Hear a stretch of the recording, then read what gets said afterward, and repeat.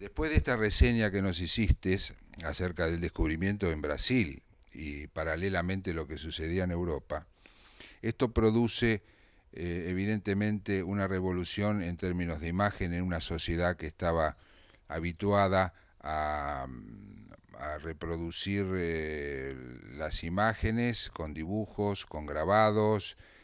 La misma arquitectura se desplazaba como imagen a través de silograbados o grabados en chapas metálicas, pero en este momento aparece una nueva vertiente que influye en todas las artes y en todas las ciencias. ¿Cómo podés sintetizar el, la revolución que produce este nuevo invento? Bom, isso daí nós poderíamos ficar aqui discutindo por muito tempo, não é, Daniel? E uma síntese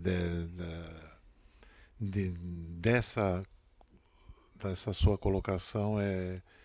Eu vou tentar, dentro do nosso tempo, mas vai ser realmente telegráfica. Um, e existe uma pergunta que se faz até hoje, né, que nunca se consegue sair é como um carro que estivesse rateando no mesmo lugar e não consegue se desenvolver. É a fotografia uma arte? Né? Ainda tem gente que tem essa preocupação de obter resposta para essa pergunta, que eu aqui absolutamente vou me negar a discutir essa questão, porque isso já é uma coisa que foi resolvida no século XIX.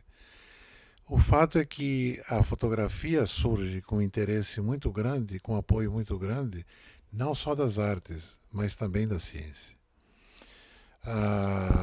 Tanto que no próprio na leitura por Arago, que foi o grande patrono de Jean-Jacques Louis Daguerre, né, diante da Academia de Ciências e de Belas Artes de Paris, o grande mote mesmo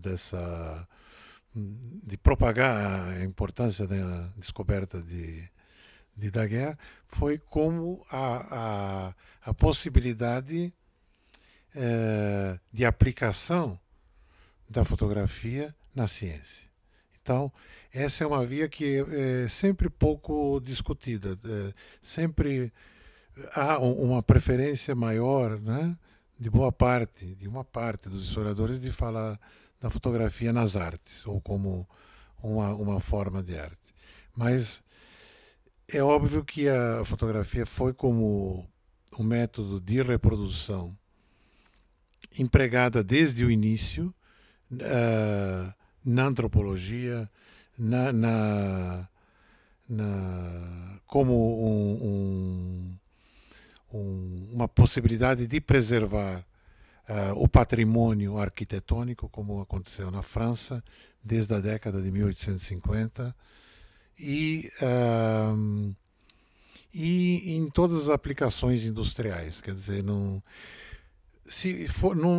vamos pensar mais nem hoje, vamos pensar mesmo há 50, 80, 100 anos atrás, era impossível de pensar um mundo sem fotografias, né?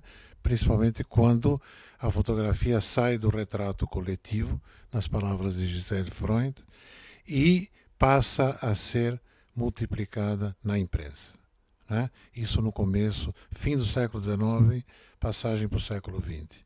Então o mundo se torna menor, né?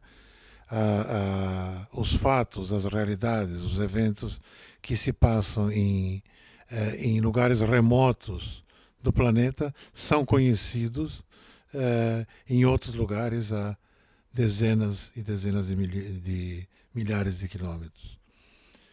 Disculpa que te interrumpa, mas asocio a la fecha que mencionaste de 1950 en relación a la arquitectura, a mostrar la arquitectura, 1800, perdón, 1850, a la construcción del famoso Crystal Palace de Joseph Paxton, que es un edificio que hasta hoy en día es considerado como el edificio fundante del estilo internacional, ese gran invernadero. Evidentemente con una tecnología nueva y con el empleo del cristal como elemento de cerramiento del espacio y de apropiación al espacio. Lo relaciono por fechas y lo relaciono como una revolución de la luz, en ese sentido. No sé si te surge a vos alguna otra asociación, pero me pareció importante mencionar ese edificio porque trae, digamos, nos trae la creación de un mundo nuevo en el año, a partir del año 1850. Sim, e não só, Daniel, o Palácio de Cristal, La Feria Internacional de Londres. exatamente, sobre as feiras internacionais era a fotografia o meio de divulgação de todas essas novidades em todos os campos de ciência e das artes gráficas, e de outras atividades, como a própria agricultura. E se você pensar que até seres humanos eram expostos como objetos, né? Indígenas e primitivos de várias partes do mundo eram levados para essas feiras e expostos como animais dentro de jaulas. Isso eram índios que eram caçados, né? Como havia um famoso caçador de índios na Argentina, né? Que me escapa agora o nome dele. Dois, tem Alsina e Roca, dois presidentes. Digo, o fotógrafo, que me escapa agora o nome. Isso se passa em diferentes lugares.